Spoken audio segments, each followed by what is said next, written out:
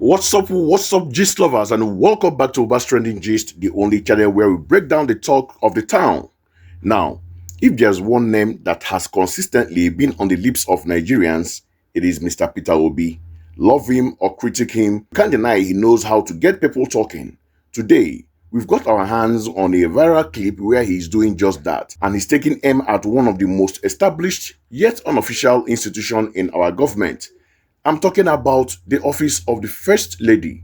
In this video, Obi makes a bold claim that this office, which has no constitutional backing, sometimes gets a bigger budget than actual government ministries. His solution: to shut it down completely. His reasoning is simple and powerful. Leaders cannot live in luxury while asking citizens to make sacrifices. So, let's watch the video together and then we'll come back and dissect it. Take a watch. I shut it down.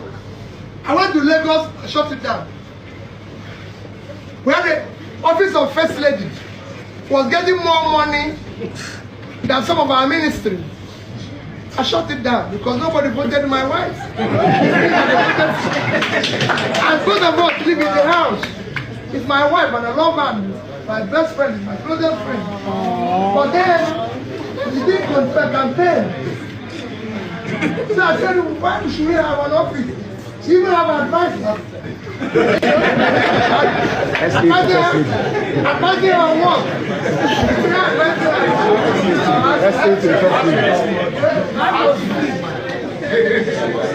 So I shut them down. So how will cost of governance?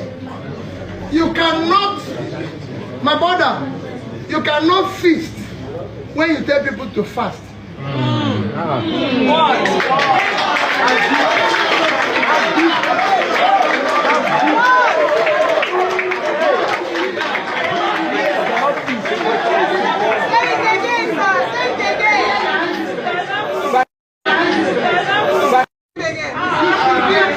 Hello. You should.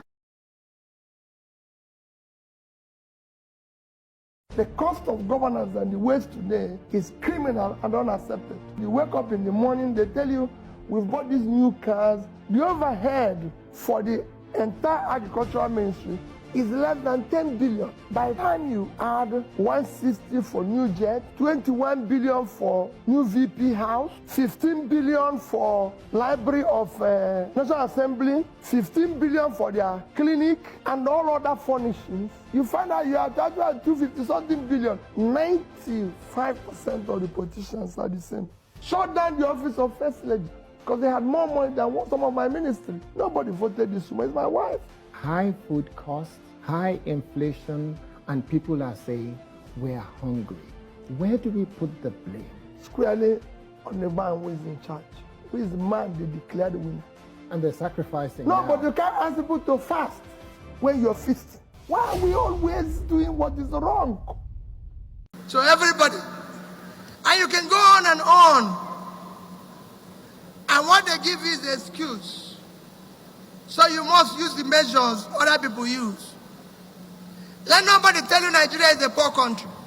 It's a very rich country. It's a country that can feed itself. Today, Ukraine is at war. But Ukraine sent grain to Nigeria to help them fight hunger. Because we are number 109 hungriest country in the world. You must help to change that. All these territories you're seeing are agricultural fields. So they tell you about Sambisa Forest. It's an agricultural field. It's a very simple thing. I don't think it will take you more than 3 hours or 4 hours to drive all through the Sambisa Forest. But I can tell you that if you go to Morocco today, from Casablanca to Port of Tangier is about 366 kilometers or thereabouts, and it takes you 4.5 hours. And on both sides, all you will see is cultivated land that will feed the people. We can't have such places threatening us. It just shows we don't have competent leaders who have capacity, who have compassion, who have vision to be able to do anything. Wow. So, let that sink in for a moment. He said what he said, and the crowd's reaction tell you everything you need to know about how that message landed. Let's break this down into 3 key points. First, the attack on the cost of governance. When Obi says the office of the First Lady was getting more money than some of our ministries, he's not just talking about one person's wife. He's using that office as a powerful symbol for what many Nigerians see as systematic waste. The First Lady's office isn't in the constitution, it's a tradition. Yet, it commands a massive budget for pet projects, travel, and staff. Obi is essentially asking, in a country struggling with debt and poverty, is this a priority? He is framing its own low-hanging fruits in the fight against wasteful spending. Secondly, the argument of democratic mandates. This is the killer line for me. I shut it down because nobody voted my wife. It's me they voted for. This is a masterstroke in political communication. He is directly linking public funds to public mandate. His argument is that taxpayers' money should only be spent on officials and institutions that the people have chosen and can hold accountable. By saying this, he positioned himself as a strict constitutionalist, a man of the people, separating personal relationship from public duty. Now, to be fair, supporters of the office argues that it's used for important charity work and social advocacy, but Obi's counter is simple. If it's that important, it can be run as a private foundation, not on the government's payroll. And finally, the knockout punch. You cannot feast when you tell people to fast. Bam! This is more than just a quote.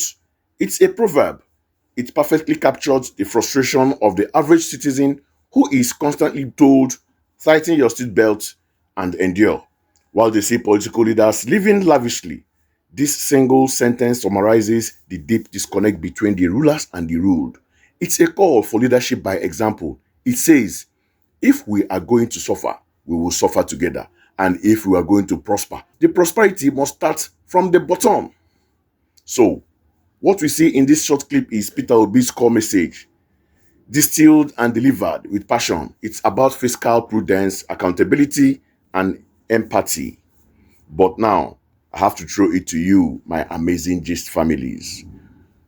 What do you think? Is shutting down the office of the First Lady a genuine cost-cutting measure, or is it just a populist talking point? Is it right that you cannot feast while the people fast? Drop your honest opinion in the comments below. I want to read every single one of them and get the real conversation going. And if you enjoyed this breakdown, you know what to do. Give this video a massive thumbs up. And most importantly, if you are new here, hit that subscribe button and ring the notification bell so you never miss out on the hottest gist right here on Oba's Trending Gist. Until next time, stay informed and keep talking. I'm your host, Oba, signing out.